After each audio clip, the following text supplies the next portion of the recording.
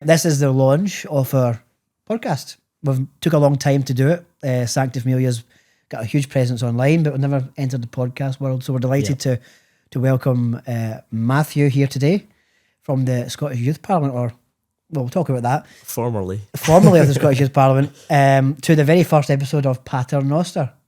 What does that mean? Well, it means our Father, but of course we're trying to use the Scottish word patter there as well, just a wee play on that. We shouldn't have to explain that, I don't think, but you never know.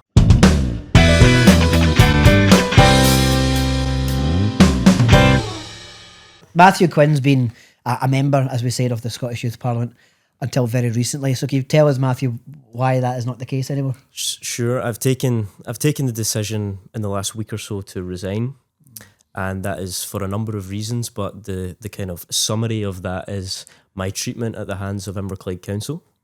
Also kind of the Scottish Youth Parliament's failure to intervene in that treatment as well. But one of the key aspects of my mistreatment at the hands of Inverclyde Council has been, in my opinion, anti-Catholic discrimination towards me.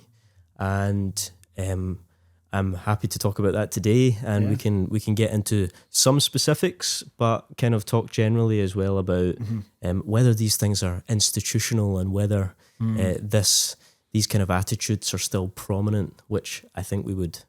Yeah, because I was quite surprised, because obviously we follow each other on X or Twitter, and you're very passionate about your role and the work you do as a member of that parliament. Yeah.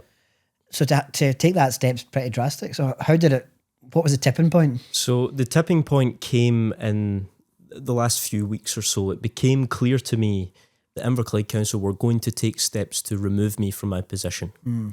And I believe that is retaliation for some of the complaints I've made, particularly about the anti-Catholic treatment, the sectarian comments. I believe their moves to remove me that I had heard were coming were retaliation for those complaints. That's pretty shocking. You know, I think That's quite shocking to hear that, really. Yeah. So what were those sort of complaints? Was there kind of lead up to this? So this all started kind of prior to the Scottish Youth Parliament election. The first election took place, or was supposed to take place, in November 2023. But due to a failure in the voting system, the election was stopped. And we weren't eventually elected until February 24. But during that election period, and prior to being elected, we took part in training to be candidates, and then the successful candidates from that training process, which was the vast majority, advanced to the ballot and advanced to the election. But it was during those training sessions that I noticed that I was being treated differently. And particularly, there was a focus on my views on social issues, way more than the other candidates. Yeah. I was asked repeatedly about my views on abortion, same-sex marriage, same-sex relationships, stem cell research. All this sort of stuff was coming up. And I believe, and I think it would be reasonable to believe, that was a result of the school I went to and seemingly being a Catholic. So to paint a picture, it's a very broad church, to say the word, the Scottish Youth Parliament. Were there other faiths there? You know, I'm thinking maybe, some evangelicals, Muslims, Jews. There is representation, I think, of all faiths. So the Scottish Youth Parliament itself is fairly good at promoting diversity and promoting different beliefs. I think the only concern I had in my time in the Scottish Youth Parliament was there was a lack of promotion for kind of, in my opinion, Irish Catholic heritage and culture. Okay. That was something that was never discussed, something that was never promoted. In fact, there was one incident where between the inauguration of Trump and Joe Biden, Kamala Harris obviously losing the election, I put out a tweet prior to the inauguration wishing Joe Biden well in his future endeavours as such. And in that tweet I said I was proud that he was the longest serving Irish Catholic president. Obviously that's as a unfortunate result of what happened. Let's not go into JFK and conspiracy theories about that one. But I put out this tweet and I was threatened with disciplinary action. By who? By the Youth Parliament, which... For congratulating a president? For saying well done. And the reason they gave for that is because it was politically partial. Supposedly I was supporting a political agenda, when the actual fact was I was expressing pride in my culture and the fact that Joe Biden, albeit it was unfortunate how things ended for him in terms of all the fallout that was involved in that, but he was the longest serving Irish Catholic president in history, only 4 years, but that is a monumental moment in my opinion. And as someone who is a practicing Catholic, as someone who is of Irish Catholic heritage, I wanted to express pride in that and I wasn't allowed to do so. It's incredible. Do you think, Brian, there's a problem? Still think there's a residual problem with anti-Catholic heritage bias in Scotland just now? I think there certainly is in Scotland. I mean, we see examples of it, especially now on social media. You see responses you get with certain things. You know, if you're putting yourself out there as a Catholic, you do get that backlash. And it is something that does need to be brought to people's attention. We shouldn't really be hiding these things away. And as you say, putting something out there, congratulations to a president. Really, that shouldn't be a big deal at all. No one should make anything of that. Completely. Which is pretty asinine, isn't it? It's pretty bland. I mean, and like all of these incidents, and there were other incidents that came more specifically from the council, but in all of these incidents, it's not blatant. It's not in your face saying this and that about religion, or it's these subtle things. It's the questions about what's your views on abortion, what's your views on same-sex marriage, or you were too political in that tweet about Joe Biden, so you should delete it. So in the face of it, I don't think it's clear kind of discrimination in that sense. Obviously, there's other specific incidents that we could get into later that were clear discrimination, but I think a lot of it is kind of subtle. It's delivered in a passive-aggressive way sometimes, and it's not always clear until you reflect on it and go, that's what motivated this. Right, interesting. It's just kind of subtle underhand tones there throughout things. I find it quite hard to believe, really, the Scottish Youth Parliament. I mean, you may have to educate me on them. I don't really know what it does. So I think a lot of people share that view at the moment. They are set up. They are a democratically elected parliament of the young people of Scotland.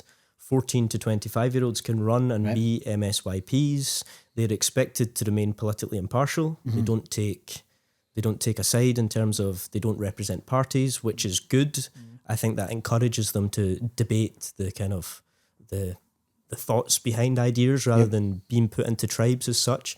I think there is legitimate concerns at the moment about the efficiency in which the organisation has been run, but also how effective they are in delivering the things that they've set out to achieve. So how do they deliver things? Do they have a legislative authority or power, or does it pass further up to the main parliament? So every year prior to the election, we've just done it there, a manifesto is launched. And this manifesto sets out the policies that the Youth Parliament would like to see implemented in Scotland.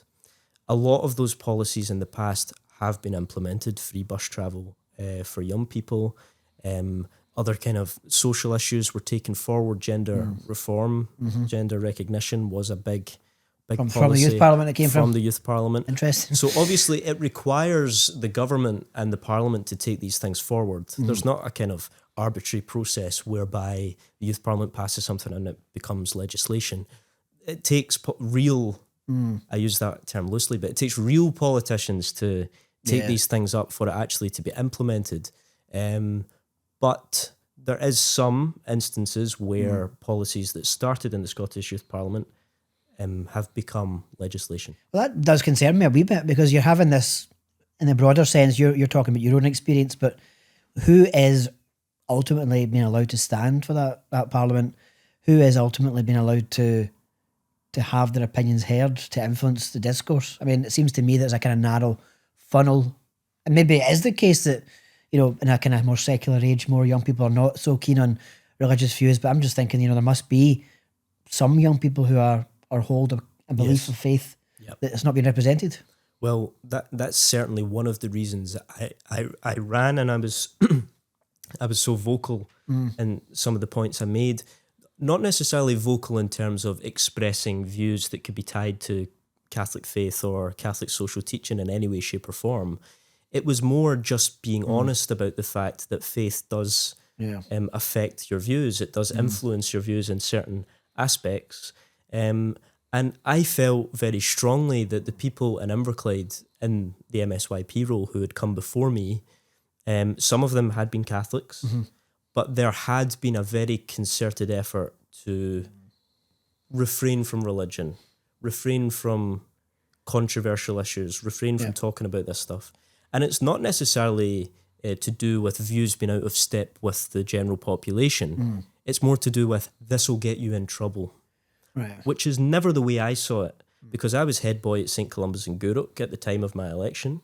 I felt very passionately that one of the roles of being head boy in a Catholic school is to be a role model to the other pupils. Absolutely. And is to demonstrate we are involved in Catholic education, therefore that comes with responsibilities. And those responsibilities relate to the church, and they relate to attending Mass, and they relate to maybe taking on a role within Masses and within the church. So it was more about being a role model to younger pupils and younger people than it was about expressing somehow controversial opinions. It's strange because, we did the whole big education video. I don't know if you saw it. It was maybe, you might have been a bit younger at the time. It was 2018 we did that. Okay. And we interviewed every politician of every party, essentially. And what were their views on the Catholic education system? I mean, at the time, I think most of them would just say that they fully supported Catholic education. Yeah. They fully supported Catholic schools. I think when you maybe look at some different Catholic issues, there is an underlying, level there that they wouldn't support. I think one of the interesting things about the Scottish Youth Parliament was there's kind of, we talked previously about institutional bias. Yeah. To me, the Scottish Youth Parliament, it was about institutional ignorance. Right. The young people in the Scottish Youth Parliament did not understand Catholic education. I think many of them didn't actually know it existed. Despite the fact they went to a Catholic school, or did they? Very small number, right, in my opinion, went to Catholic schools. And that is the reason for that, is that we would debate things. So the Scottish government is obviously looking at religious observance in schools. Yeah. They've got legislation on that just now. And we were in a focus group with the government to discuss that. And it was clear to me that the people that I was discussing this with just didn't have any knowledge of the subject. Yeah. They didn't understand the practical and kind of pragmatic concerns surrounding that in Catholic education, in terms of if you allow a whole host of pupils in a school to object to religious observance, that could be a little bit tricky in terms of the logistics, and teachers would have to be involved in that, and supervision and all that sort of thing. You'd easily solve that by saying, like, okay, we'll give you an extra maths class, but the rest of them go to Mass. Sure. I think I'd want to go to Mass. I think probably quite a few people would. But no, it strikes at the heart of the point that the Catholic schools, it's not just an add-on, an extra, that spicy add-on to your education. Yeah. It's meant to imbue the entire experience of living the faith through every subject. Yeah. And that just permeates it. So to me, that's something that came across when we were doing the Catholic Schools project, is the Catholic side to the school isn't just, well, there's an RE class here, or you're going to Mass, whatever, at lunchtimes during the week or whatever's put on.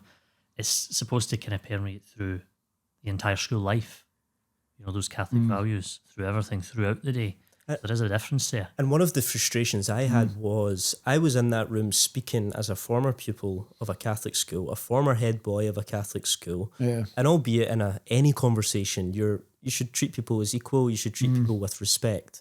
But there was no kind of acceptance of, this guy actually has experience of this. This guy might actually have a little bit of expertise that we don't have. Yeah. It was kind of a case of, no, I'm right. These are my views and I'm here to express them, which is great. Everyone should express their views. But there was no kind of concession of, this guy actually has been there and seen these things firsthand, and he might know better than us. I think that's a big problem with modern discourse in general, not just the youth parliament, just the idea that you've got your view and that's it, you shut it down. Everything else is just outside their bubble. Yeah. And maybe social media does reinforce that as well in some senses. It's kind of, I would agree with that. The algorithm thing, you're kind of forced to not hear other people's views. It kind of plays into the whole, I didn't know Charlie Kirk until his sad death last week. I didn't really know much about him. But the idea that, by him holding certain views, which Catholics share, makes it worthwhile to celebrate his death. I find that disgusting. I don't think celebrating anyone's death is appropriate. I think there is a legitimate debate to be had about Charlie Kirk's views in terms of some of them were out of the ordinary, some of them were going too far, and I disagreed with a lot of what he had to say. However, to somehow celebrate someone's death, anyone's death, is disgusting. And that's what it breaks down to, really. Obviously, in this country, we don't have the same heightened political tensions. We do have some issues. We have had some MPs murdered, sadly. Joe Cox and David Amis have been murdered. But I think when you go to America, you see the different kind of level of that debate and where it could lead to here.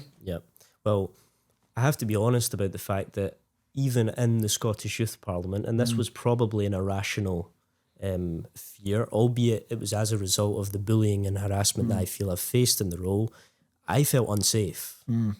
Like, I was showing up to events sometimes thinking, I'm here on my own. Like, there is no protection here whatsoever. And if I'm thinking that at the lowest level of kind of elected politics in the Scottish Youth Parliament, how are councillors feeling about that? How are MPs and MSPs feeling about that? And I know for a fact that MPs now, the security that they have to have in place is significant. We're talking panic buttons in houses. Like, terrifying. It is significant.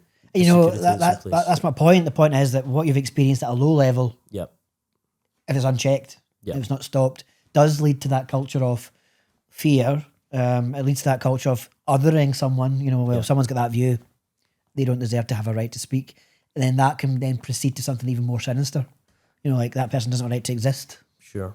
Which is what we've seen in certain cases. And one of my biggest concerns in my time in the Youth Parliament was when dealing with unelected bureaucrats at the council, was I have a democratic mandate. I was elected by the young people of Inverclyde, elected overwhelmingly in that election. I have a justification for being here in terms of I am serving out a role that was handed to me by the people, and so-called public servants in these organisations are acting with complete impunity, and they have no democratic mandate.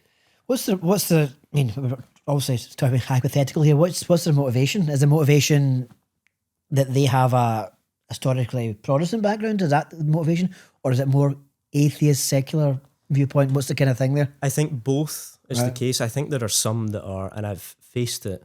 As part of that election, I was referred to, these questions were asked of me, these social issues were asked of me in that build up to the election, and I basically turned the questions away. I didn't answer them. I just turned them away, despite my views actually not being that out of the ordinary. And I was referred to as a religious extremist. I was referred to as a religious extremist. Does he look extreme to you? Not really, no. Who referred to you as that? I was referred to this by an employee of Inverclyde Council. Okay. And you haven't met us.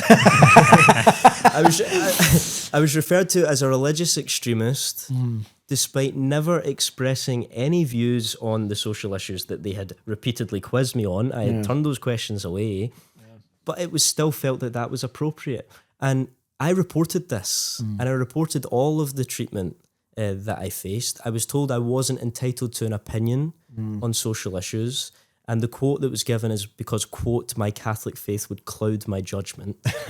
That is another statement. These were all by employees of Inverclyde Council. It was all reported to senior officers in the council, and they did nothing.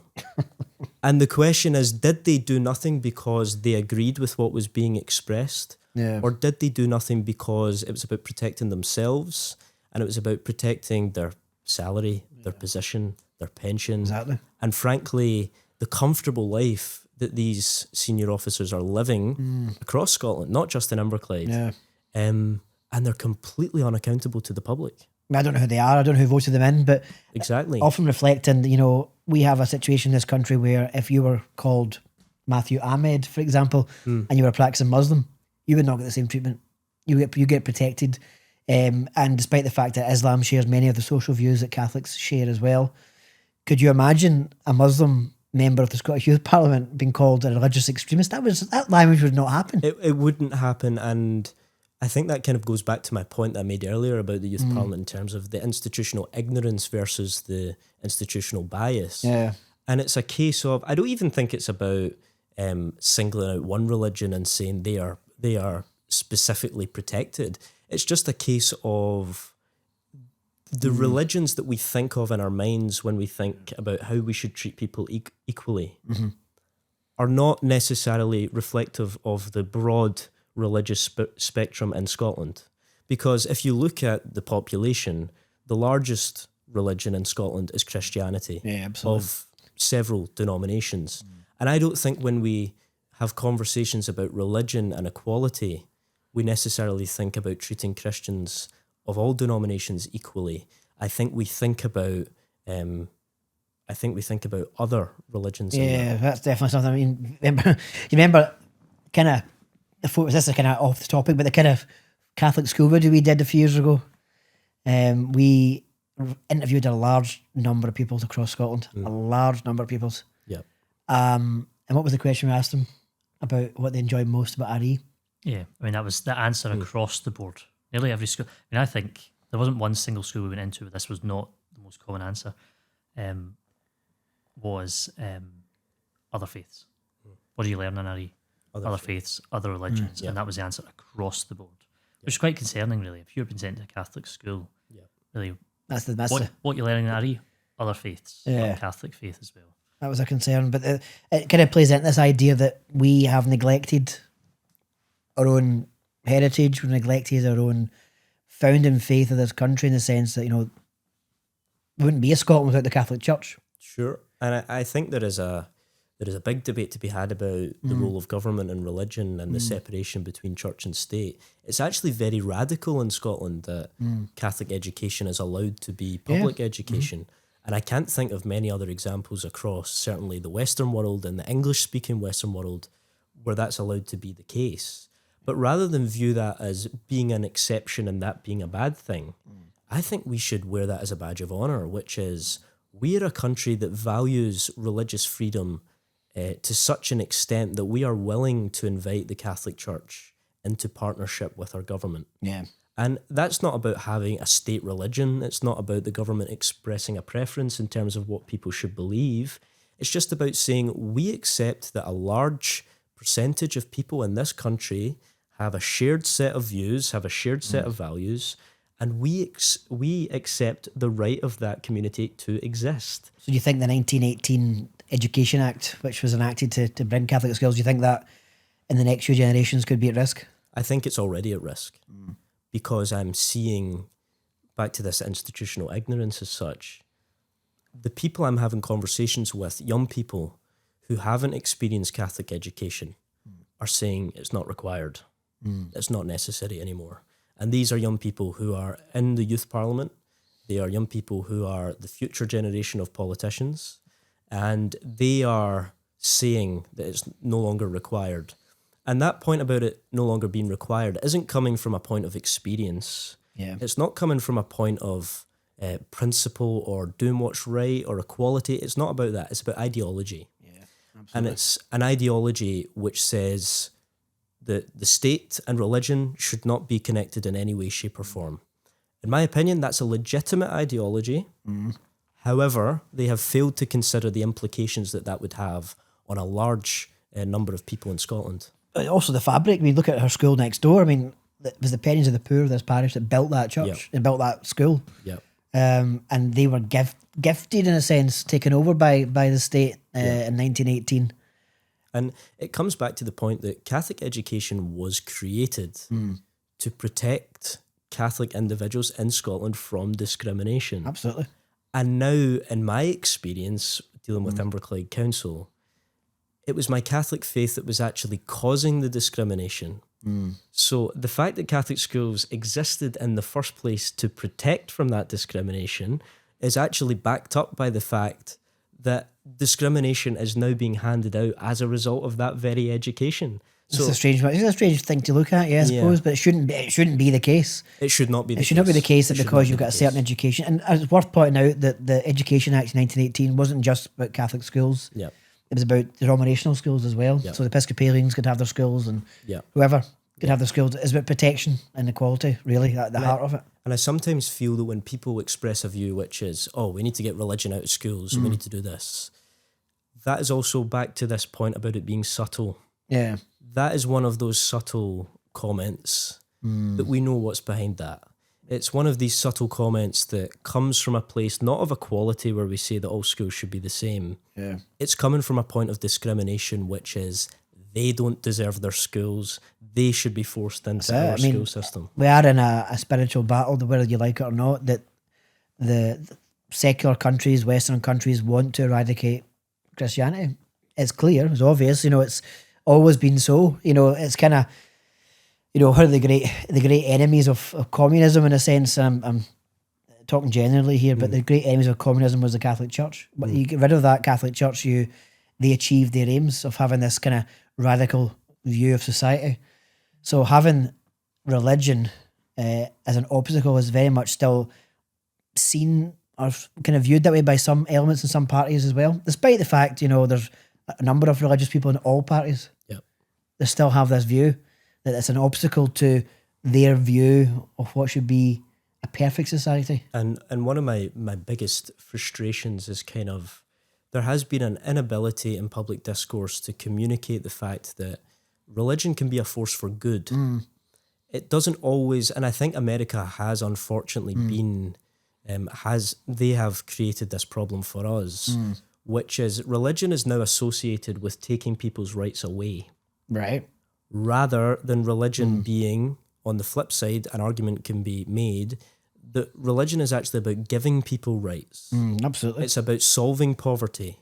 It's about getting rid of inequality. It's about ensuring that every human being has what they need in order to live a full life and live the life that they are capable of living. What Pope Benedict always, in his speech, if you get a chance to see it, in 2010 when he came to Scotland, and he came to England, he spoke in the Parliament of Westminster. He spoke about, you're saying good things. You're talking, you explain the good side of, religious aspects, the active side of it. But there's another aspect to it which I think gets neglected, and that is the need for truth. There has to be a search for truth. And when we look at the world today, Pope Benedict called it out. He called it the dictatorship of relativism, where everybody is entitled to their own truth. Yep. But there can only be one truth. You have to search for that truth. And the truth now is subjective. And a close family member of mine has got a great phrase, which is the kind of common phrase is there's two sides to every story. There's actually three sides to every story, which is there's two perspectives and there's the truth. Yeah. And the phrase that I've used in my time kind of standing up to Inverclyde Council is there's three sides to every story, but on this occasion, my version of events is closer to the truth. Well, there you go. And that is what I've used to back me up. And it's taking comfort in knowing I have told the truth here. Yeah. I have done this for the right reasons. I was elected for the right reasons, and the reasons I was elected was about service, it was about giving back to the community, it was about ensuring that everybody's voices were heard. Yep. And who was the person they came after? Me. Who was the person that they thought, this guy's getting a little bit too big for his boots? Yeah. And it's because that when someone is so confident in terms of they're telling the truth, when someone is motivated by honesty, transparency, openness, that's a threat to people. Of course it is. That is exactly why Christianity as a religion is feared, because it tells the truth. Yep. It tells the truth about the rights of the unborn. It tells the truth about the validity of marriage and the stability for society. It tells the truth in the face of war. It tells the truth in the face of famine, about the oppression of people. And that's why it's hated, because that's why they hated Christ. They hated Christ himself because he told them the truth. Well, I didn't feel necessarily that some of the treatment I faced came from a point of one religion against another as such. So kind of on this point that you're making, it wasn't like, it wasn't coming from a point of I have a view, you have a view, we disagree. It was coming from a point of, you have a view and you're not entitled to that view. There was no counter argument of, you have a view and here is my alternative. Right, okay. It was, you have a view and you can't express that. You can't say that. You're not entitled to an opinion. And the biggest thing is, I didn't even express those opinions. Yeah, well, yeah, exactly. I still haven't publicly expressed opinions on most social issues. Yeah. And yet it was assumed that those were my beliefs. And it's to tar everybody with the same brush in terms of, to say, you are part of this club, therefore you believe this, leads to division in our society. And the biggest thing is, in the west coast of Scotland, for employees of a local authority in Inverclyde, which I believe last year it came out statistically has the highest Catholic population it would be, yeah. in Scotland, for employees of that council to be sowing division within our community is completely antithetical to public service. Absolutely. I mean, it's also, how do you solve it? As you mentioned earlier, they're unelected bodies. Yes. The only thing you can do is really have when an election comes around, raise it then, because they want your vote. And the problem is, there is a real concern on the part, so councils, obviously councillors and unelected officers. There is a big debate in Scotland right now, which I feel is coming, about the inability of councillors to hold the unelected officers to account. There's a case in Glasgow just now where a Labour councillor is going to court because she was reported by an officer because she criticised their decision-making. Criticism. And one of the quotes I was told in my time in the Youth Parliament, and this really sticks with me, by an unelected officer at Inverclyde Council, the quote was, "All criticism, including constructive criticism, is illegitimate." Sounds like Chairman Mao wrote that one. That was actually something that was said to me. So you can't criticise the council. You cannot criticise the council because we are the council. Right. And I think that comes back to a kind of mindset of we are the council and the people work for us, right? Versus we are the council and we work for the people. Rather than public service, it's turned into service of the public, whereby we're supposed to have some sort of, we're supposed to show false respect for these individuals simply because they're in these positions of power. And if you look at America, every civil servant, every public servant has to swear an oath. Yeah. They have to put their hand on a Bible or a religious text of their choosing and swear an oath. We don't have that in this country. People are allowed to sign a contract with an organisation, receive their salary every month until the day they retire, and never swear an oth. There must be a code of conduct, at least at the very minimum, but they've got to say that, they've broken that by X, Y, and Z. And there is a code of conduct. There is no mechanism to hold people to account. There is, and this is one of the real problems in Scotland right now, is the ability of council officers to effectively do whatever they like. That's quite terrifying, isn't it? Yeah, and go unchallenged. And in my case, the stuff that was going unchallenged was of a religious nature. Yeah. And it started subtle, and by the end I was being called a religious extremist, which was just utterly ridiculous. I mean, we've been called that ourselves online by a number of people. Maybe you might explain that one a bit more. Yeah, we have been. I mean, you probably remember examples better than me, but... Well, I'm thinking more of the time where we work with pro-life organisations. Okay. We are Catholic. We believe, not just because of a faith perspective, but from a scientific perspective, that the child in the womb is worthy and deserves respect and human rights. So we're against abortion in all cases. So when we had the opportunity to interview some high-profile politicians, John Swinney and Kate Forbes, for example, Deputy First Minister, people online would say, "How dare these religious extremists be granted an audience?" We're just like any other media person. We're allowed to ask questions. Yep. We're not any other voter. We can ask questions. And I think that one big concern I have just now is in politics, we're not talking to everybody. We're not sitting down with everybody and having these honest, open conversations like we are having here. There is a real kind of sense of all parties have to do is turn out their base. Yeah. All the SNP have to do in the next election is get 35 to 40% and they'll win. Yeah. All Labour have to do is make sure their voters don't stay at home. all the Tories have to do is make sure that their voters vote for them versus reform. And in doing so, we're getting distracted from building a broad coalition of reasonable people in Scotland who agree on most issues, which is we just want good public services. We just want the government to focus on the day job. We don't want them getting distracted by tangents and things kind of on the fringes. We just want competence in our public discourse. And I don't think that's too much to ask. It isn't too much to ask, but unfortunately this country has not been working well for a long time. Where that blame lies, I don't know. But I think in terms of the answers of social questions, if you shut down debate, legitimate debate and things, you're going to see a rise of extremism. Sure. And that's where you can point to the rise of the Reform Party, and a lot of people are going towards them now because they are talking about things that other parties are not wanting to talk about. Yet we're seeing them playing catch up with these kind of issues. And I don't think any issue should be off the table. I think we should, in this country, we should look for a place where we can discuss any issue under the sun and have an open, honest discussion about that. And it's on our leaders and our politicians to create the space to do that. And if you look at the Parliament in Scotland in particular, Westminster has always been very confrontational. But if you look at the Scottish Parliament now, it's more confrontational than I can remember. And certainly divided in some ways. Particularly in recent times, there's been kind of, it's louder. There's people shouting out from their seats more than there used to be. We are not having the kind of quality, grown-up, professional debate that used to occur. And that is deeply concerning. I think it is. I mean, what's your kind of thoughts on how it's been politically so far, Brian, the last few, in terms of being a Catholic, in terms of that faith? But I mean, it is interesting. You talk about this kind of division, and it's just people don't seem to be tolerant to even listen to other people's opinions. They just want to shut them down straight away.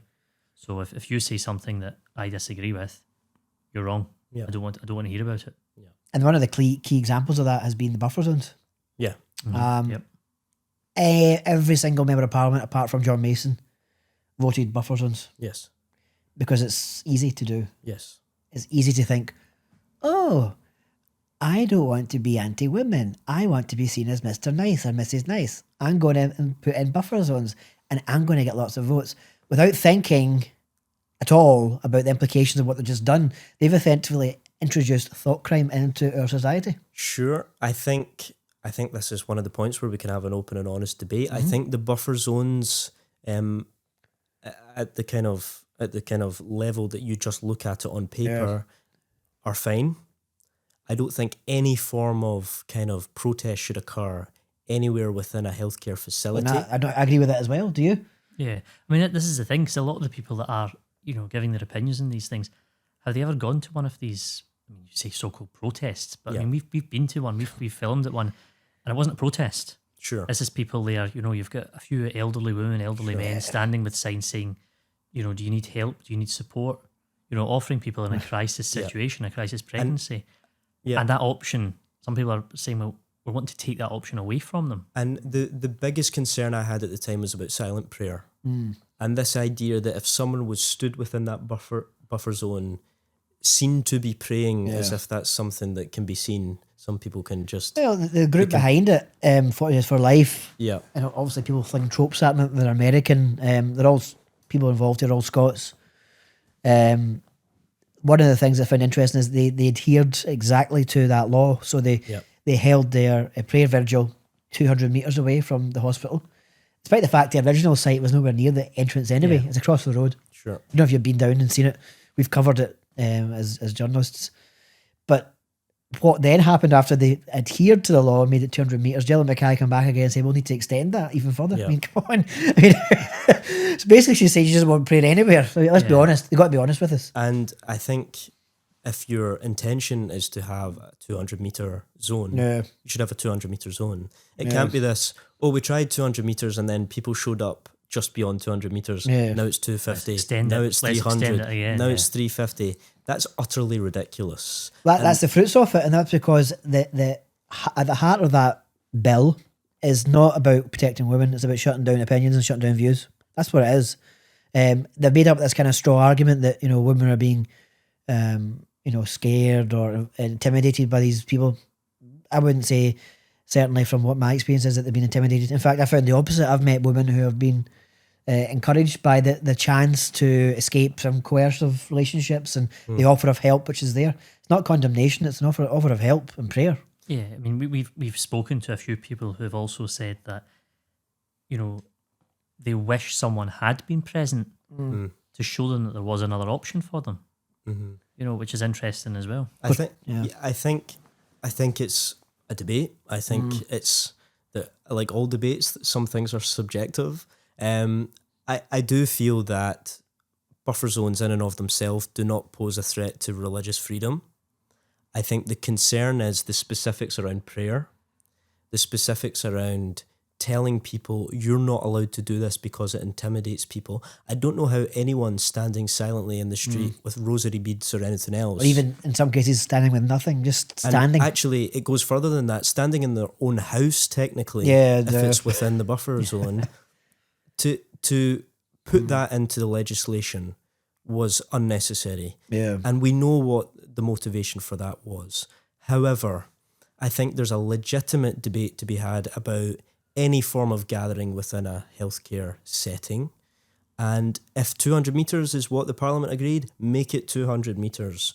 But this kind of ongoing, we'll push it back, we'll crack down on dissent, is just utterly ridiculous. And it comes back to the point that, is this really the number one priority of government right now? No, is not, this really... It's a waste of time for government. When we have child poverty, when we have inequality across our society, when we have public services having cuts, is this really the number one priority? You know, I see a lot of people online, and this is how it's interesting how this encroachment on civil liberties starts. Now you're saying, okay, let's have a debate about having protests outside a hospital. I can understand the rationale for being against protests outside a hospital. It depends on the merit of it. So, like, for example, if you were blocking emergency access for patients, absolutely, I would say that was wrong. Yeah, that's quite clear, I would think. You know, but by simply being outside a hospital, protesting at what's happening inside, no, I think that's perfectly legitimate. I think when you have a situation where you then can't say that, well, my protest is more rightful than your protest because of the location, then you're in a very dangerous territory there. And I think it comes back to people's motivations. I don't believe these people that are stood outside these facilities are motivated by anything other than doing what they feel to be right. And if we are criminalising behaviour which comes from a motivation of what those people feel to be positive and doing it for the right reasons, then that is worrying, because there is plenty of other examples of things that are occurring in our society that are not motivated by people's conscience and people's beliefs, that are not being criminalised. And I think when it comes to the rule of law and things like that, there are plenty other examples that could be a primary focus of the Parliament as opposed to this. I mean, take the example of Faz Lane, for example. Why we as Catholic churches have quite clearly, consistently, been against nuclear weapons. We protest. You say, well, protest, it's really a prayer gathering as well, but you do it outside Faz Lane. There's workers in there who might be offended by that, or might see us as a distraction. So, well, I'm glad you brought that issue up, because I would be surprised if the Youth Parliament didn't have any policy on it. Probably a few years ago they passed a motion somewhere. It's probably in the policy log. But when you think about young people, and one of the biggest issues they care about, albeit there'll be disagreements on it, but nuclear weapons is certainly something that I would say most young people would tend to disagree with. And yet the Youth Parliament was nowhere on that issue. And this speaks to the fact that it's once again comes back to the point about distraction. Why is an organisation like that, which claims to represent the views of young people, we can get into whether they actually do that or not, why are they not focusing on that issue? Why are they not taking these issues forward that the vast majority of young people would probably support, as opposed to focusing constantly on things that, frankly, have no chance of getting passed by Parliament? And it would seem to me that is a distraction. I mean, one of the things you mentioned earlier about the gender reform thing coming through for the Youth Parliament, we've been away from school for a long time, and there was practically no one. I think there was no one actually I can think of at all who had symptoms of gender dysphoria or issues with gender. So, I mean, is that really the thing now these days? Is that really a topic you're getting at school more? I think certainly there is more people who would identify as non-binary or transgender or variations of that. That is certainly the case. I think it's probably a situation where people feel more comfortable to be that these days. I think we've created a place in society where that has become kind of a talked about, accepted thing. I won't express a view on whether that's good or bad. I think... Come on, give us some spicy views here, Matthew. It's a podcast. I think that... you know, whatever you want it anyway. I do think that fundamentally in society, people should be free to do whatever they like as long as they're not causing harm to others. My concern is when it comes to our inability to have a proper debate on this. And I think even Nicola Sturgeon has kind of... Well, that's what I was going to get to. Nicola Sturgeon derailed her entire government because she decided to focus on such a narrow issue. And, well, she's come out subsequently and said she would have paused it. She would have had more of a debate about it. And I think we can have, like, as human beings, our views are complicated. We have different views on different issues that kind of sometimes don't come together. But on this issue... fundamentally, and the Supreme Court has upheld this, the term woman and the term man relate to biological sex. Yep. That's the view of the court. That's the view of common sense.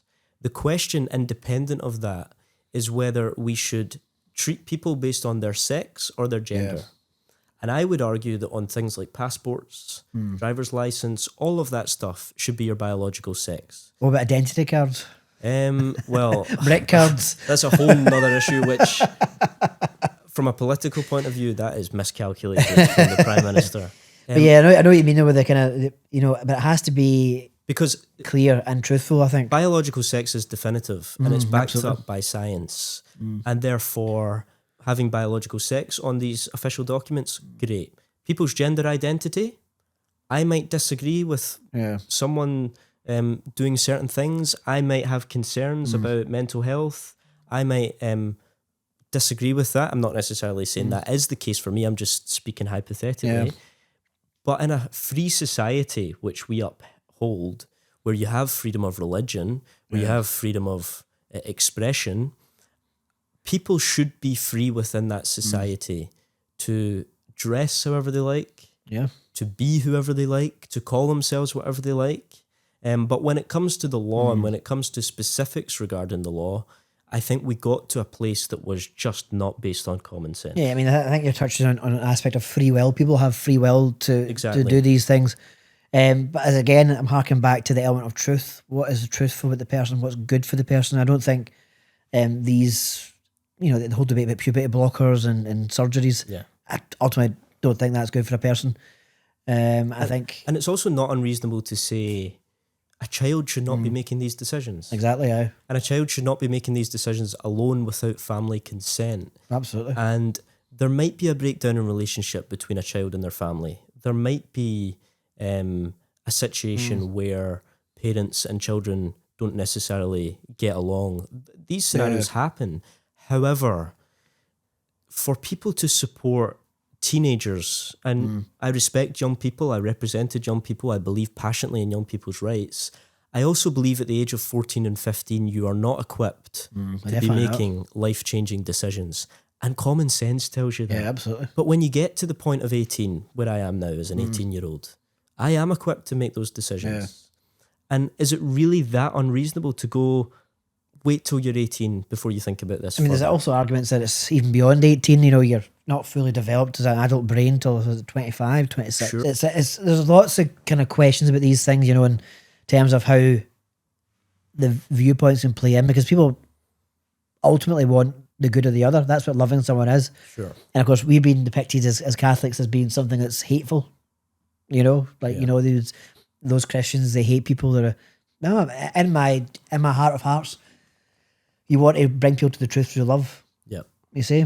And is that case, it's love over hate. And I think I genuinely believe we need more love in our society in terms of the reason people are going into these kind of sects and kind of groups of people that are, and social media is doing this to us, but there's a real absence in our society right now of just being kind to each other. And we've almost come to a point where everybody's trying to get one over on each other. Everybody's trying to be the best. Everyone's trying to make the most money. Yeah. And we're forgetting the point of life, which I know I'm sitting here as an 18-year-old and people might roll their eyes at I got that a lot in the youth parliament, no lived experience. It's like, well, you could have all the lived experience in the world and still not be at the point where you're a fully emotional, mature individual. Absolutely. I mean, one of the things we're going to talk about actually was, I don't know if you've heard of Joe Wilson. I don't think so. No. Look at his book. His book's here. That's his book. Okay. Joe was 17 when he died. Okay. And you're talking about living a full life. Yeah. His cause for sainthood is processing and really starting really just now within the diocese. The diocese are kind of investigating it just now to see if there is a case for his sainthood cause. Sure. So you're talking about being a young person, you're 18. Yeah. Joel lived 17 years, just almost 16 years. Yeah. But what he did in that short time in his life embodied what you're calling for, embodied the ideal Catholic, kindness, having his political views, sure, but debate them in a fair, respectful way and still being friends with his friends. Yeah. And that really is what is that he's been considered for sainthood. So that's the kind of ultimate Catholic thing, isn't it? Yeah, I suppose so. So I mean, we all want to be saints, and that's what we're called to be. We're called to be saints, but not just that. The sense of living everything you've said. Yeah, that's embodied in our faith. Yeah, I think we need to be bolder about that. I would agree, and I think that a big frustration I have is just people's inability to put aside the busyness of everyday life, particularly young people now, because we're on our phones all the time. Me too. We're getting information all the time. Everything is on the go, 100 miles an hour all the time. And I think we fail as a generation, Gen Z, the new and upcoming generation. I think we fail to reflect. You Gen Z? I'm Gen Z. I'm a millennial. Millennial. We're millennials. I think you're millennials. Yeah. You think? Identify as Gen Z. How does that work? I think one of my main concerns is that we don't reflect, we don't examine our own conscience on a regular basis.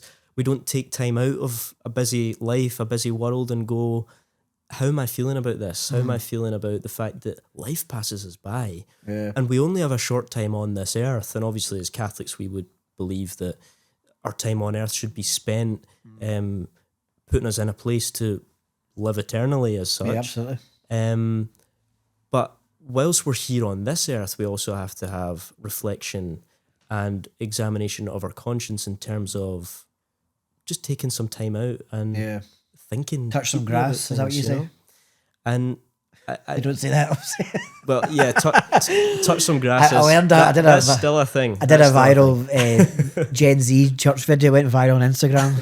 I think I saw that actually. I did see that. And I used all these words. He filmed it. He's no clue what was on about. I'm too old for that. You're younger than me. I don't know what was going on. I don't know. I do. I've got that lingo in my head. If I ever need it. But, very good. Yeah, but there is that kind of, and I think Mass is good for that. I think prayer is good for that. Yeah. And I think the church, what the church is doing a really good job at right now, and what you guys are doing a really good job at, is making the church and making religion relevant to young people. Yeah. And I was a big fan of Pope Francis. I know there's been kind of debates and disputes of course, I would be. His kind of the things he put into place. But the reason I was a big fan of Pope Francis is because I really felt he was the young people's Pope. Right. Okay. I really felt he spoke to young people. And it was that phrase he used in regards to same-sex relationships and same-sex marriage, which was, who am I to judge? Yeah.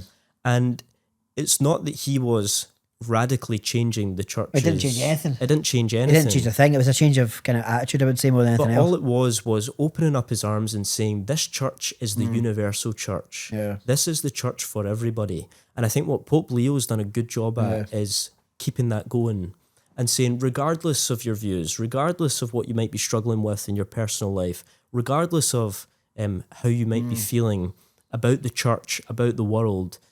This is a church for everybody.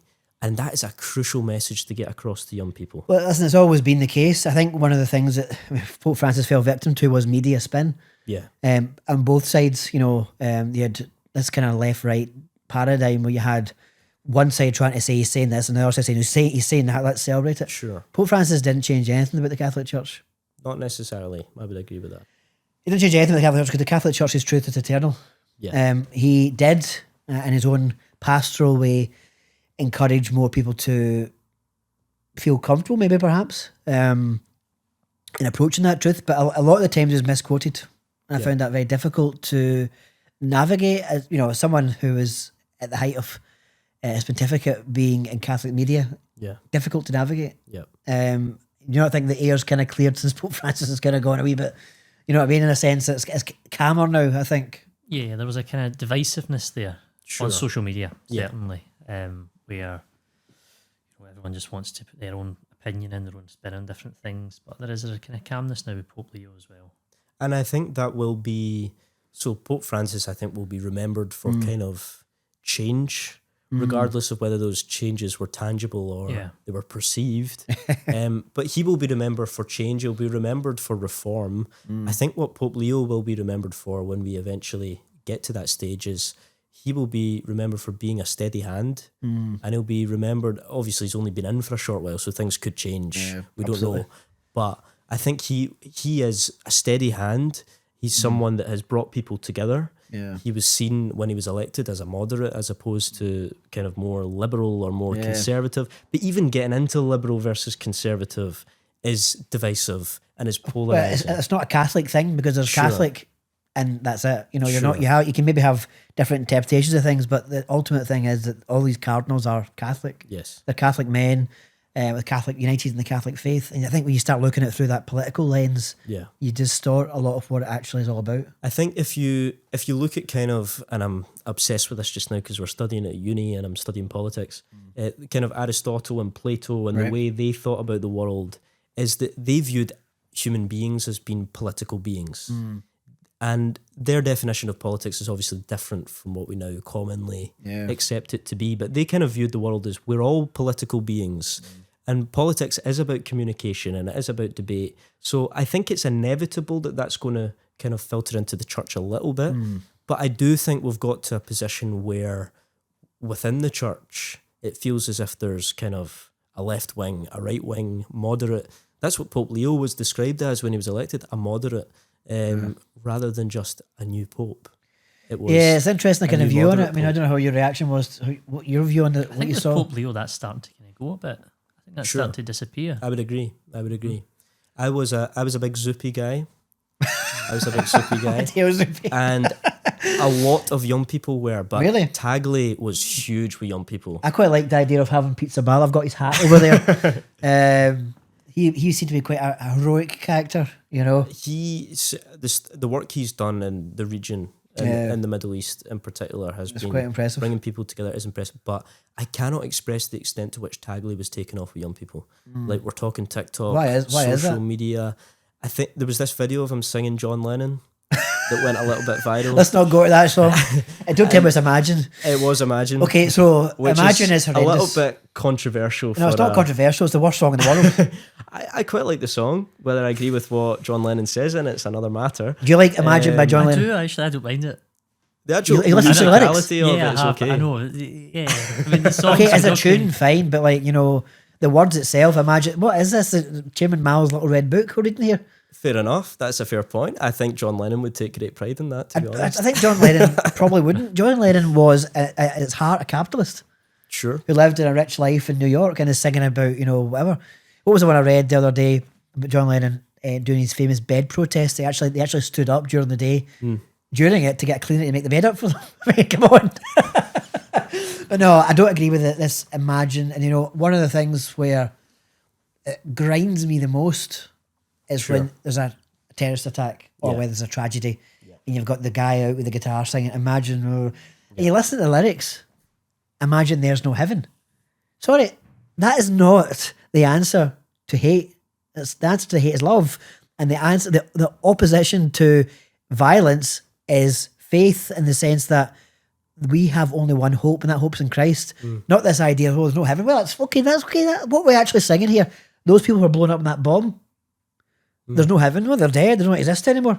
What a tragedy. Yeah. That's not the answer. And I think, I certainly feel that if you get to the point where, if you think about life as there being no heaven and there being nothing to kind of live for, that's how people fall into a lack of hope and despair. Exactly. Listen to that line. Nothing to live or die for. Exactly. Or kill for, whatever it was. And you get to a point where that encourages us to be materialistic.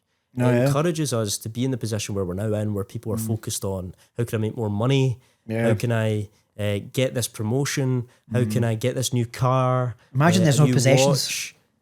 Well, sure, but I think John Lennon is actually contradicting himself when he says no possessions, and then his whole kind of attitude is encouraging people to be materialistic. Well, I would say that song Rerum Novarum by Pope Leo the 13th, who was, if you're a budding politician, have you read Rerum Novarum? I have not read it, no. So Rerum Novarum is Pope Leo the 13th's encyclical. It's literally means off the new things. So really it's a kind of church's attempt to grapple with socialism. Yes. An answer to the questions of like owning property and workers' rights. Yeah.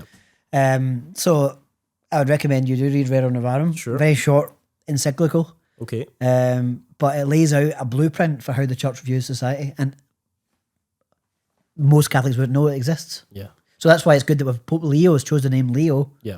It's kind of harking back to his predecessor, Leo the 13th. And was it Leo the 13th that was behind Catholic social teaching? Yeah, that would be that. The genesis of it would be from that. Came from that. Yeah. Sure. Obviously, the church has 2,000 years of teaching, teaching morality and work, but the kind of modern social teaching things came from. Because a lot of people felt when Pope Leo was elected, that was a kind of signal that he was going to revert back to a more traditional approach to the church. And what I did like about Pope Francis was what he wore, how he conducted himself. He was quite a calm presence. He wasn't a big kind of orator or that sort of thing. I have to be honest and say though, I mean, this is maybe a bit controversial in a sense. Sure. When Pope Francis came out and was elected in 2013, yep. What age was that then? 22 was it? Yeah, it'd be 22. Even older than you are now. Okay. Yep. I was very excited for his election, but Yep. when he came out in the balcony of St. Peter's without the Mazzetta, without the stole, Yeah. I was profoundly disturbed. Yeah. And you might find that as something superficial, but it's a respect for the office. I feel the opposite. I think him rebelling against the tradition of what you wear and that sort of thing, I think that speaks to a strong message he was sending, which is fundamentally as Catholics, our job is to, well, he took the name Francis, is to care for the poor. Absolutely. Is to care for, and we did Norman McCaig at school, there's his poem Assisi, which talks about a beggar outside the church and basically the priests within the church ignoring that the beggar's even there, and the kind of hypocrisy of that, a large church versus a beggar outside, rather than taking tourists for a tour of the church, they should be focused on the beggar outside. Agree with that. And I think Francis sending that message that he was going to get back to caring about the little guy effectively was very powerful.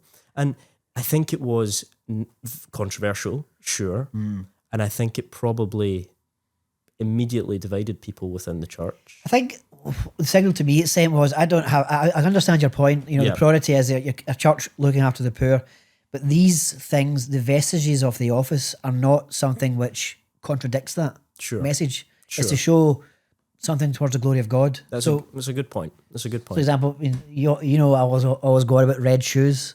My shoes are kind of oxblood, but Pope Benedict decided to put on the red papal shoes. That's right.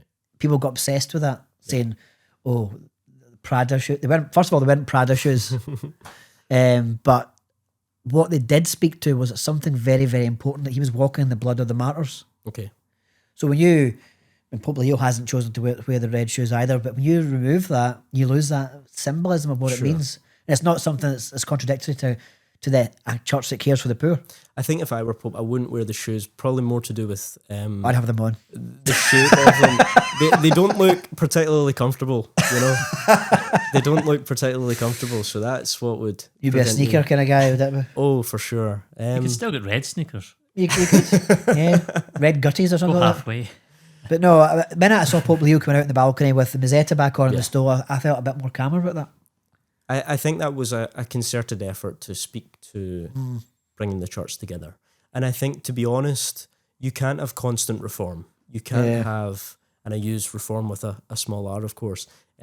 You can't be on the path to change. It comes in stages, and it comes from time to time versus a repeated effort to revolutionize the church in any way. So the idea that we would have another Francis after Francis, I think, was always unrealistic.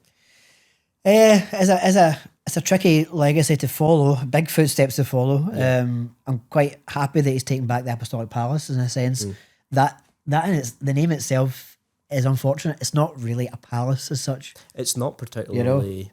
It's quite basic. It's not as if it's Buckingham Palace, for example. It's not wealth. It's not that sort of thing. I think these efforts by Pope Leo are appreciated by a lot of people, and I think they'll bring people together, and that's ultimately what the role of a pope should be. That's it. You know, the idea of this left-right paradigm, he seems to be, as you say, centrist, bring people together, which is very, very important for the health of the church. I think in general, in society and in politics, we are losing the sort of left-right thing. Yeah. We're getting to a point where obviously there's views, if you gather people's views together, you're going to put them somewhere on the political spectrum. But the rise of populism, which we're now seeing, kind of takes you away from that traditional ideology and the traditional way of looking at politics. And I would certainly say a lot of young people now don't really think of themselves as left or right or centrist or kind of governed personally by ideology. I think most of us just go on a case-by-case basis and come up with a view about something and go from there. So you think, there's a kind of talk about the rise of church attendance from young people? Sure. Do you sense that on the ground yourself? I do sense that.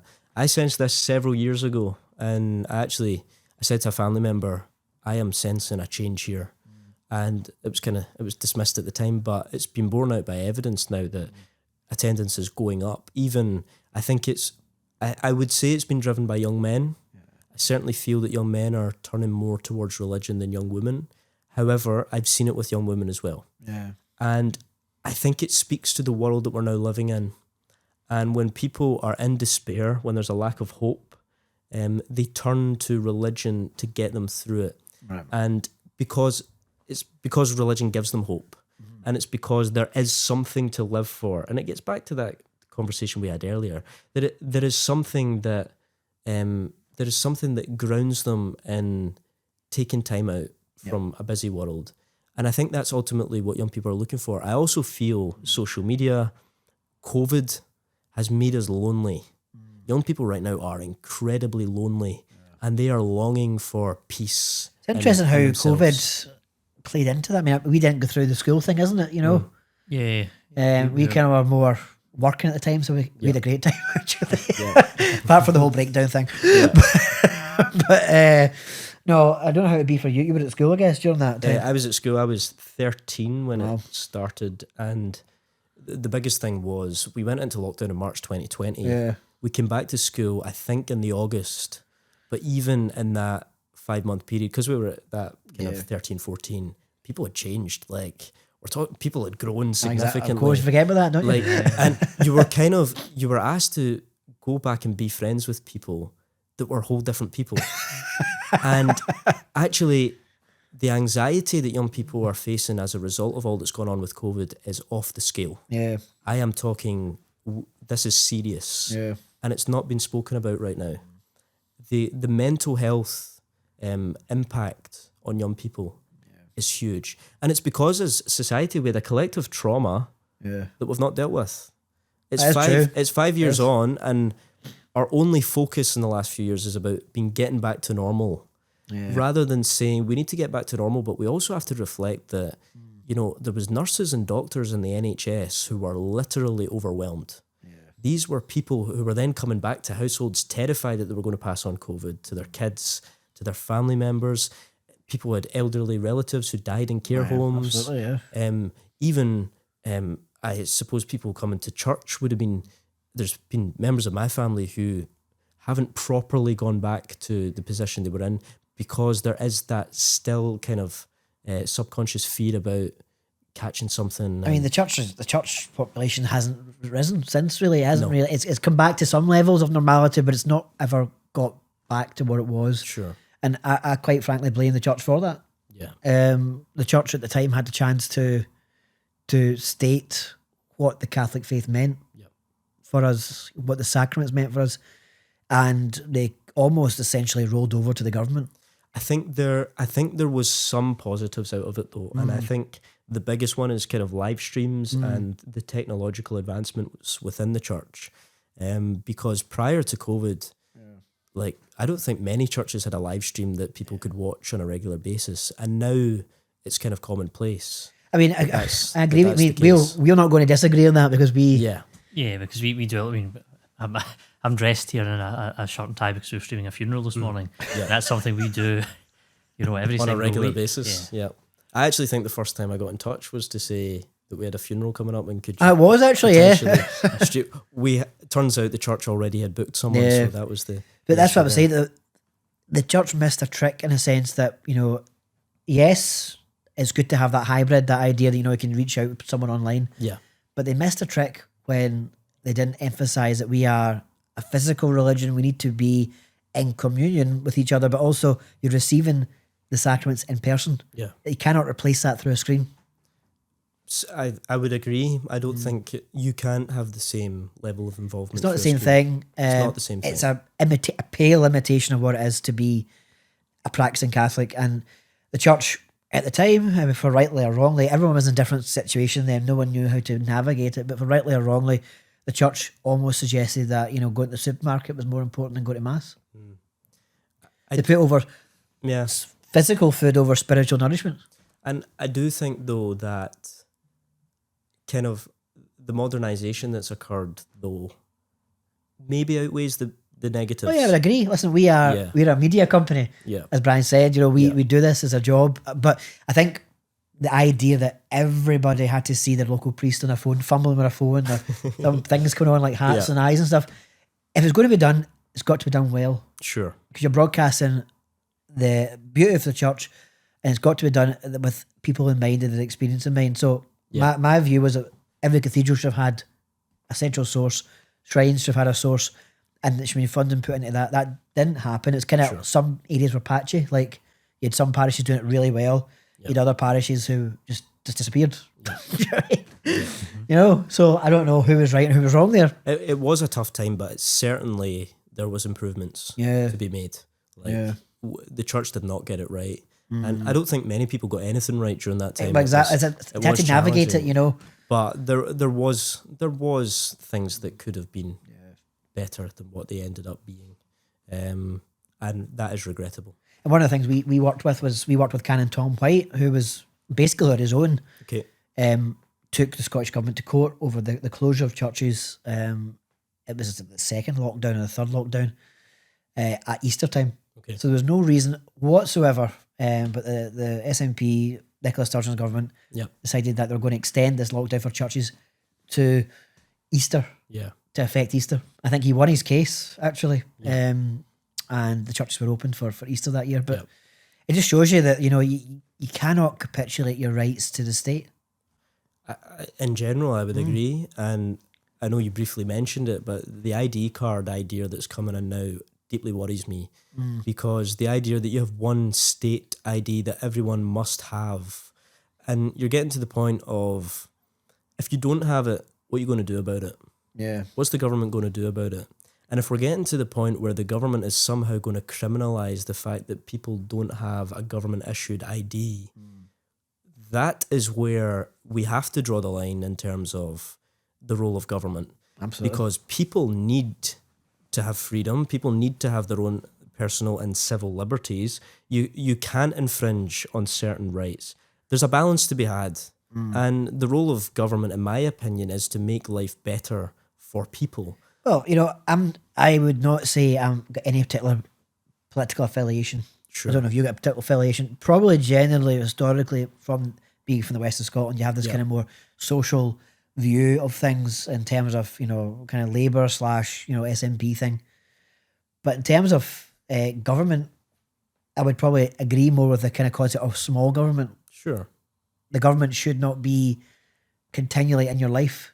It's basically, this is kind of touched upon in the encyclical of Pope Leo, a concept called subsidiarity. Have you heard of that concept? I have not. So basically, it's the smallest chunk does the thing that it can do. So, example, something a family unit can do, you don't need a bigger unit above them taking that role. Yeah. That's what you went to the question, like the failed named person act, where they had like someone in place of a family member, despite the fact they were just regular families.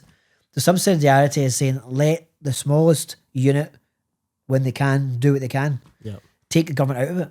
And the government should be policing families. They should be policing other, institutions like churches and schools as well. And there's a great example that I was thinking about recently is that as it relates to tax in Scotland. So the Scottish government a few years ago set up this organisation to raise taxation in Scotland. And they set it up. It's now in place today with 100 employees. 100 employees. And they raise £10 billion a year. So 100 people, albeit it's the government that are putting the policies in, 100 people raise £10 billion a year for the Scottish government versus HMRC, which albeit is raising significantly more money. But if you put the money up in line with the number of employees, there's significantly more employees than that. And it comes to this point that it's easier to set something new up with fewer people and less bureaucracy than it is to take a big bloated government or organisation right now and cut. Because if you try and cut things, people protest, unions get involved and strike, and there is complications there. But if you just set up something new over here and say we only need 100 people to run this, that's it. People think of this as, you've created something, you've created 100 jobs versus you've cut 1,000 jobs over here. So it's the framing of these things. And the role of government, in my opinion, and it does come from a point of view of caring for people and wanting everyone to have what they need. And child poverty is entirely avoidable. Child poverty is especially in this country, is a political choice.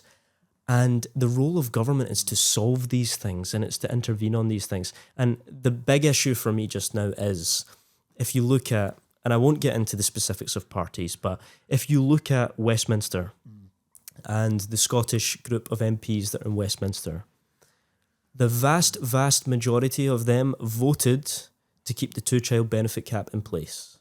Fact. A large portion of those MPs that did so were Catholics. Which is an interesting question itself. And this speaks to the point of, can politicians vote their conscience and do what they feel is right? Because they're not voting to keep it in place because they genuinely support it. Because it's antithetical to this idea of a fallen population and we need to solve that. Exactly. It's antithetical to solving child poverty. So it speaks to, they are more willing to prioritise their career longevity and not to annoy their political party, that they are forgetting their conscience. They are forgetting what is right. Would you say you're a Catholic politician or a politician who happens to be a Catholic? That's a very good question. You just want to answer it. I think that's quite a difficult question to answer. Now that I would say I'm a Catholic first. Well, Yeah. I would say, now that I'm no longer a politician, I can easily just say I'm a Catholic. But fundamentally, being a Catholic is, and being an Irish Catholic in terms of heritage and all that sort of thing, is fundamental to who I am. And it's fundamental to the person that I am. And if it weren't for that, I wouldn't be the same person I am, because I wouldn't have things to keep me in line and keep me in check as such. And so, in that sense, the answer to your question is, when I was in the Youth Parliament, I was a Catholic MSYP, as opposed to an MSYP who happened to be Which Catholic. seems to be the case in many Catholics in politics these days are the latter. They kind of have their party political allegiances first, and not their consciences. And actually, I think many politicians use it as something they can appeal to the electorate with. Yeah. It's kind of a, don't forget I'm a Catholic. You get that a lot as well. Don't forget I'm part of your community. Don't forget I believe this. When their behaviours and the way they act and the way they conduct themselves is not Catholic in any way, shape or form. And it is actually hypocritical for them to suggest that they are a Catholic when certain politicians, I won't name names. Let's not get sued. Certain politicians do not live out those values in any way, shape or form. That's a very big concern. And I think what we do need in politics is more people like yourself who are really keen on being true to their own values, but also true to their own faith despite these challenges. I think that's really something we need. Sure. And I think this is why it's really important you talk about your experiences in the youth parliament, because these things continue higher up. Yep. And for order for someone who to be like yourself to get in politics, you need to not have these experiences at the young level. Yep. Because otherwise it'll put you off. And there has been an element of, I have been put off to a certain extent from politics. The toxicity is incredible. And it's not incredible in a good sense. It's incredible in a, I can't believe this is happening. It's incredibly toxic. It's incredibly divided. But I happen to believe, and obviously I'm studying politics at uni, so I'm idealistic and I'm optimistic. We need new young leaders to come through who are motivated by public service and doing what they feel to be right, doing what is right. Yeah. And I hope in the future at some point I can be one of those people. I hope there'll be more young people that will join me in doing that. But my experience speaks to the fact that the establishment as such, the institutions that are in place, are intentionally cracking down on this. They are intentionally trying to silence the young people who they view as being a threat. And they don't view us as being a threat because we're threatening in any way. You know, I'm not physically threatening. Yeah. I'm not threatening in the sense of I speak very respectfully. I don't use language that's inappropriate, especially in professional settings. They are threatened by brain. Yeah. They are threatened by someone's intellect. They are threatened by someone's ability to communicate. But the thing they're threatened with the most is the ability to kind of harness a community. The idea of having people behind you threatens these people. And as a community, because we are a community and a Catholic community, it's important we use that collective voice to enact the change that we want to see. And we should not be letting the politicians that are making decisions that are against what we believe, particularly for me, it's about child poverty, making decisions that deliberately, in my opinion, keep child poverty in place. As a community, we can't allow that to happen. Exactly. And this is a fantastic way to kind of round up. You know, we have a vote. Yeah. We have that opportunity. We have a conscience, but also a moral obligation to use that vote correctly and not be bound by party choices. I've since given up voting on party lines. I used to be a member of a certain political party. Sure. Not anymore. So I vote on the candidate locally who suits best what I see as being aligned to my Catholic views, whether they're Catholic or not, that candidate. Sure. So it's one of those things I would encourage everyone listening to do, is to, especially as we come up to 2026 election in Scotland, to think what kind of Scotland do you want and what kind of candidate do you want. So we'll see how that goes. Yep. Do you think we'll finish with a Catholic quickfire? You can if you want. Yeah, I'm going to go for it. You up for it? I am up for it. Let's do it. So Brian's got the timer and I've got the questions. Okay. Let's see. Right. I've seen this online. It's very good. Yes, it's very good fun. It's very exciting. So you're up for the challenge. Yes. Are we ready? Yep, tell us when. 3, 2, 1. Okay, so favourite saint. Padre Pio. Do you ever fall asleep during Mass? Never. What's your favourite Catholic item you own? Rosary beads. Date of your baptism? Wow. Well, 2006. Well, no one else. Within the month of October 2006. What's the one Catholic tradition you'll never give up? I suppose going to Mass. Most random place you've said a Hail Mary? I went to Mass and I prayed before it in Geneva in Switzerland. Oh well, that's quite random. That was quite cool. What is your favourite part of the Mass? Certainly communion. It's got to be got to Fantastic. And if you were a saint, who would you be patron saint of? What area? I would like to be patron saint of Scotland. I'm very proud of this country. I think Sir Andrew would have something to say about that. Well, if I'm allowed to take his title, I'd be patron saint of Scotland. Do you pray on the go? Yeah. And time's up. Time is up. Time's up. Well done, Thank you. Matthew. Thanks for that. Very interesting chat today. And as I say, it's the first ever episode of the Patter Noster Podcast. We've had some variety of topics. Yep, it's been a pleasure, and I support the work you're doing. You're doing a great job. Thanks so much. We'll pray for you as well, that me. you manage to go over the problems you've had and also continue the good work you're doing in politics. Sure. Thank you very much. God bless. God bless. Thank you. Thank you.